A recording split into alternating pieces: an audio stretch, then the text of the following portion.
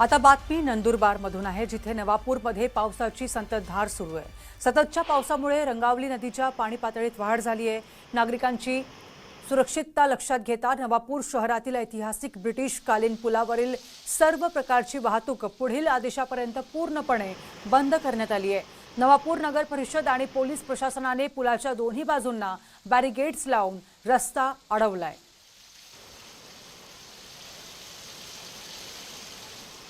तर नवापूर शहरातील ही दृश्य आहे, जिथे बघा पूर आले आणि त्यामुळे पोलिसांनी रस्ता अडवलेला आहे। नंदुरबार जिल्ह्यात झालेल्या मुसळधार पावसामुळे नवापूर तालुक्यातला रंगावली प्रकल्प 100% भरलाय। रंगावली नदीने सुद्धा धोक्याची पातळी गाठलेली असल्यामुळे नदीकाठच्या नागरिकांना सावधान राहण्याचं आवाहन प्रशासनाने केलंय।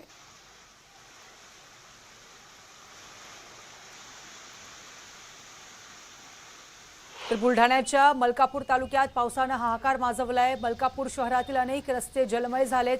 रस्त्यावरून वाट काढताना प्रवाशांना अडचणींचा सामना करावा लागतोय। शहरातील सखल भागांमध्ये असलेल्या घरांमध्ये पाणी शिरले, त्यामुळे घरातील साहित्याचं मोठं नुकसान झालंय। प्रशासनाकडून नागरिकांना सतर्कतेचा इशारा सुद्धा देण्यात आलाय। मलकापूर बुलढाण्यातील ही तस्वीर, जिथे घरांमध्ये सुद्धा पाणी शिरलं आणि नागरिकांना प्रशासनाकडून सतर्कतेचा इशारा सुद्धा देण्यात आलाय।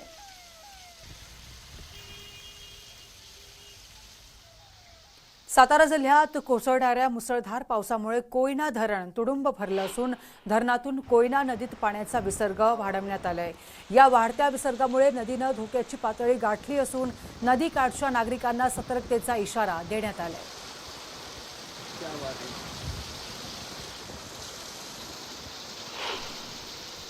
सातारा जिल्ह्याला आज हवामान खात्याने ऑरेंज अलर्ट दिलेला आहे। रात्रीपासूनच मुसळधार पाऊस सातारा जिल्ह्यात पडत आहे। विशेषतः पश्चिम घाट परिसराला तुफान पावसाने जोडपलेला आहे। ह्याचा परिणाम आपण सध्या पाहतो। या नद्यांची पाणी पातळी मोठ्या प्रमाणावरती वाढत आहे। एकंदरीत सांगायचं झालं तर जवळपास 20 ते 25 फुटांनी गेल्या 5 ते 6 तासांमध्ये नद्यांची पाणी पातळी वाढल्याचं चित्र या ठिकाणी पाहायला मिळत आहे। कोयना धरण परिसरामध्ये जो मुसळधार पाऊस पडत आहे, त्यामुळे सलग तिसऱ्या दिवशी कोयना धरणातून पाण्याचा विसर्ग सुरू करण्यात येणार आहे।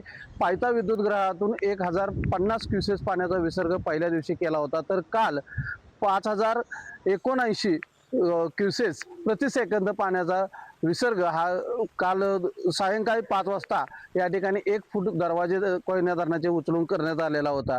तर आज सायंकाळी 5 वाजता या कोयना धरणाचे दरवाजे 2 फुटावरती नेण्यात येणार आहेत आणि त्यामधून एकूण 11,780 क्युसेस प्रति सेकंद पाण्याचा विसर्ग हा कोयना नदी पात्रात सुरू होणार आहे।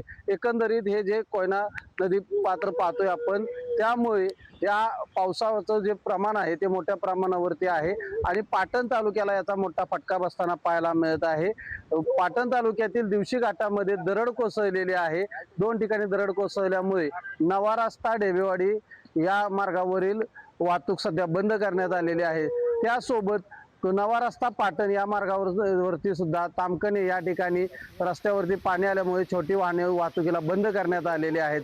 त्यासोबत नेरळे मोरगिरी या ठिकाणी सुद्धा रस्त्यावरती पाणी आलेलं आहे। तर कोयना नदीवरती जे कोल्हापूर पद्धतीचे बंधारे आहेत, त्यामध्ये प्रामुख्याने तांबवे असेल, निसरे असेल, हे दोन्ही बंधारे सध्या या ठिकाणी पाण्याखाली गेलेले आहेत। तर त्यासोबत संगमनगर जुना धक्का पूल हा सुद्धा पाण्याखाली गेलेला आहे। तर मुळगाव पुलाला पाणी टेकलेलं आहे। एकंदरीत सातारा जिल्ह्यातील पश्चिम घाट परिसराला जो पावसाचा जोरदार फटका बसलेला आहे, त्यामुळे जनजीवन कुठेतरी विस्कळीत होताना पाहायला मिळत आहे। न्यूज 18 मराठीसाठी विशाल पाटील, सातारा। तर अमरावती जिल्ह्यात गेल्या 36 तासापासून मुसळधार पाऊस पडतोय। जिल्ह्यात सर्वात जास्त नुकसान नांदगाव खंडेश्वर तालुक्यात झालंय। मुसळधार पावसामुळे नांदगाव खंडेश्वर तालुक्यातील धामक गावात बेंबळा नदीचं पाणी शिरलंय। जवळपास 5 ते 6 फूट पाणी लोकांच्या घरात शिरलं होतं। यामुळे नागरिकांच्या साहित्याचं मोठं नुकसान सुद्धा झालंय।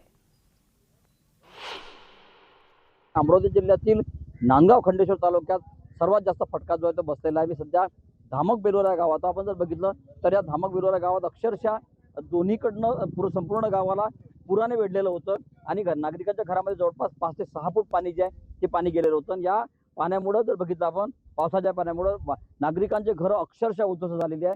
मी धामक बालोराच्या या घराजवळ आपण पाहू शकतो की टिनाचं जे घर आहे, घर अक्षरशः पूर्णपणे उद्ध्वस्त झालेलं आहे आणि घरातील साहित्य जे आहे, साहित्य देखील पूर्ण अस्तव्यस्त झालेलं आहे. या कुटुंबाचा पूर्ण जो संसार आहे तो उघड्यावर पडलेला आहे. मी या गावात आलेलो, आपण त्यांना नेमकं विचारूया. ताई, मला सांगा, किती वाजता हा पाऊस आला होता आणि किती घरात किती पाणी गेलं होतं, किती वाजता झाली ही घटना?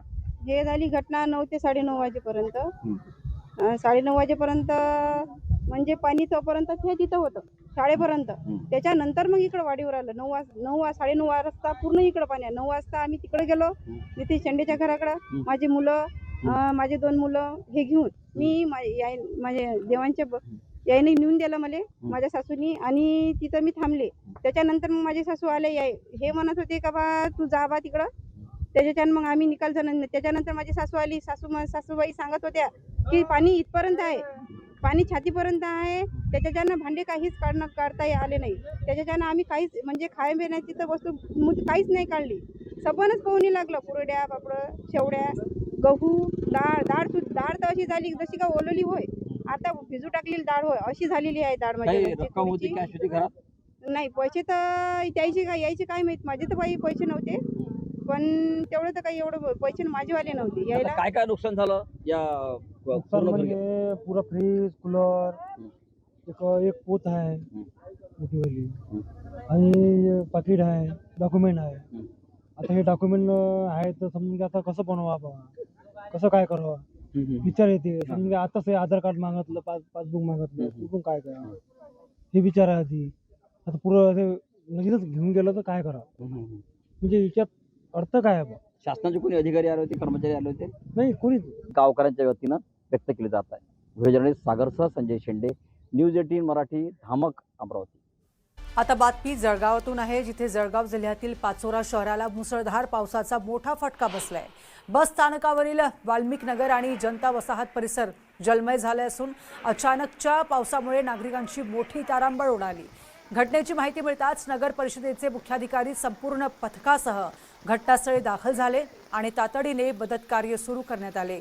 दरम्यान प्रशासन परिस्थितीवर लक्ष ठेवून आहे.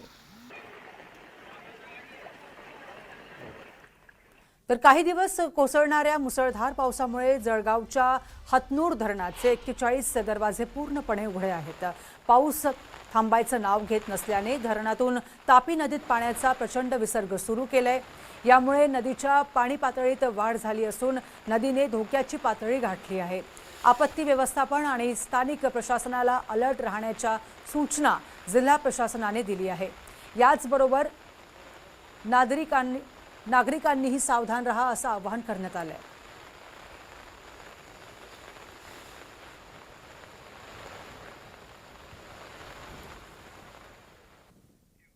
जालना जिल्ह्यात धामणा नदीला पूर आलाय. वदोडा तांगडा गावातील नागरिकांवर धोकादायक पुरातून पूर ओलांडण्याची वेळ आली आहे.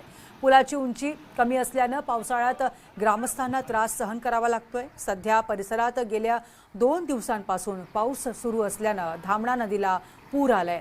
पुलावरून देखील पुराचं पाणी वेगानं वाहत आहे. त्यामुळे या पुलाची उंची वाढवावी अशी मागणी परिसरातील ग्रामस्थांनी केली आहे.